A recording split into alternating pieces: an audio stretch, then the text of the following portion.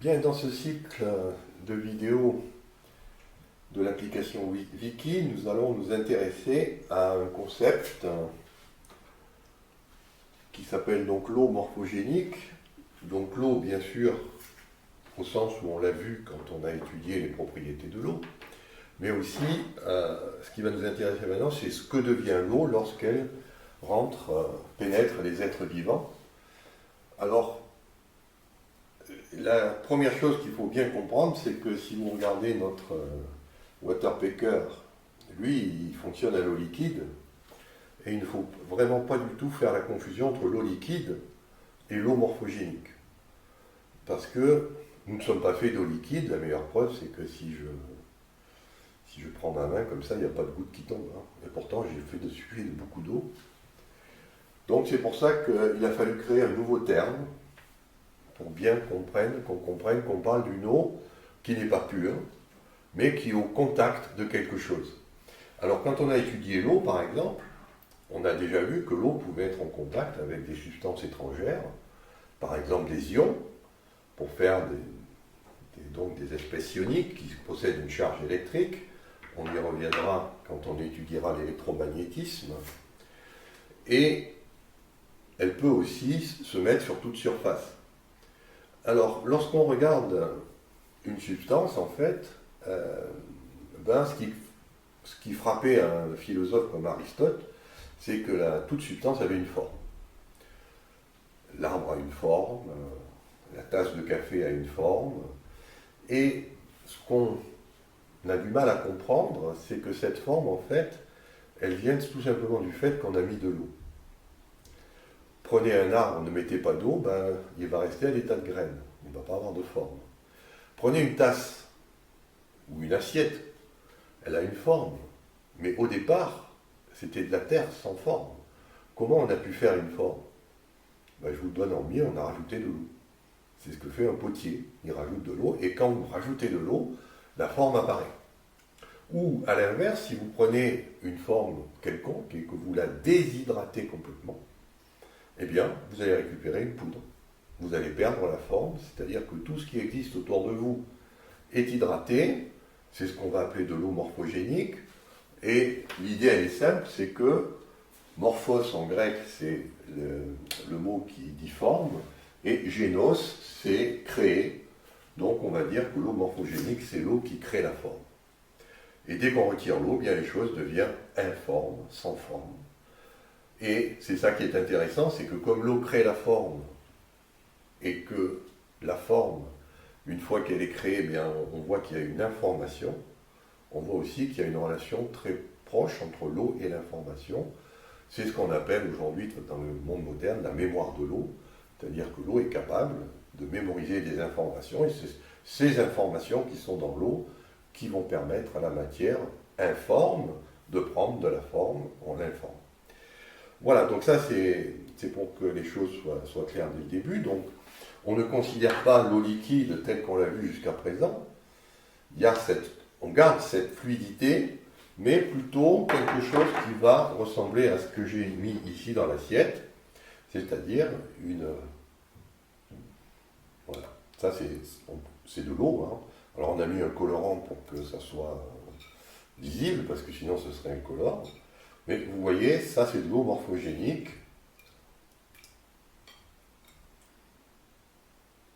Ça se présente comme ça. Et c'est typiquement ce dont vous êtes fait. Alors il y a une autre expérience qu'on peut faire je m'essuie les doigts après, qu'on peut faire pour comprendre comment l'eau peut donner la forme à partir d'une poudre, c'est de prendre ce qu'on appelle une substance qui est réputée hydrophobe. Alors le terme est très impropre en fait, parce que hydrophobe, c'est quelque chose qui n'existe pas. L'eau aime tout. Il n'y a pas de substance que l'eau n'aime pas. Par contre, il y a une qualité qu'on appelle l'entropie, qui fait que, suivant les variations d'entropie, ça se mélange ou ça ne se mélange pas. Mais d'un point de vue chimique, les molécules d'eau ont la capacité de solvater n'importe quelle espèce, aussi bien les espèces ioniques, là je solvate, comme vous le voyez, par les hydrogènes positifs, je solvate un anion, un chlorure. Ici, Si je tourne la molécule d'eau et que j'utilise les densités négatives de charge, je vais solvater des cations.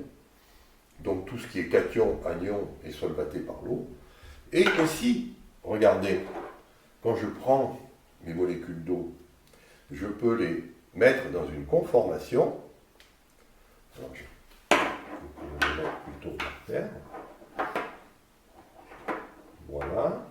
Je vais ouvrir, regardez ce qui se passe.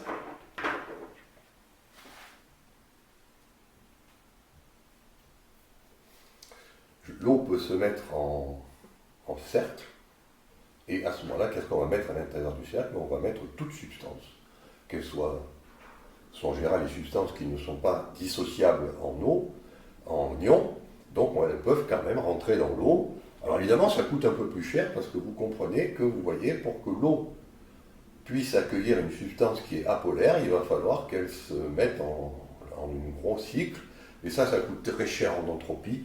C'est pour ça que des fois, l'eau préférera ne pas se mélanger parce que ça coûte trop cher de faire ce genre de qualité. Mais a priori, l'eau est capable de solubiliser n'importe quoi, et après il y a l'entropie qui va faire que ça reste en une phase ou ça passe en deux phases.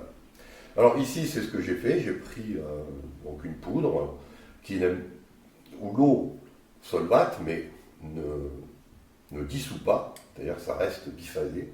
La poudre ne se dissout pas dans l'eau. Si je prenais du chlorure de sodium ici, je n'aurais plus de phase, j'aurais une solution salée, ce qu'on appelle l'eau de mer.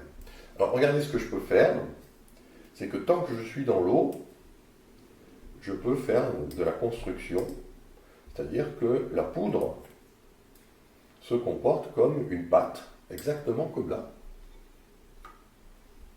Et il faut évidemment, pour faire ces paquets, pour que les grains de la poudre collent entre eux, donnent une forme, il faut qu'il y ait de l'eau. On voit qu'il y a aussi de l'air parce que ce sont des petits trucs transparents, c'est les bulles d'air qui viennent se mettre là. Mais regardez ce qui se passe si j'essaye de sortir, j'ai pris une forme là, que j'ai fabriquée, je vais essayer de la sortir de l'eau. Vous voyez, il n'y a pas moyen, dès que je sors de l'eau, la forme disparaît, ça redevient une poudre. Voilà, donc ça s'appelle du sable magique.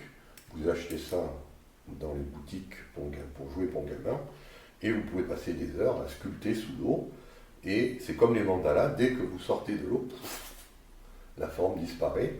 On voit bien ce que signifie donc le concept d'eau morphogénique. Donc voilà pour cette première vidéo. Le concept d'eau morphogénique a été introduit pour la première fois dans ce livre, qui s'appelle L'eau qui nous relie, que j'ai fait il y a quelques années en collaboration avec un vidéaste. Et ensuite, il a été développé dans, tout d'abord, un livret qui rappelle les propriétés de l'eau et qui explique aussi un petit peu ce que c'est le morphogénique.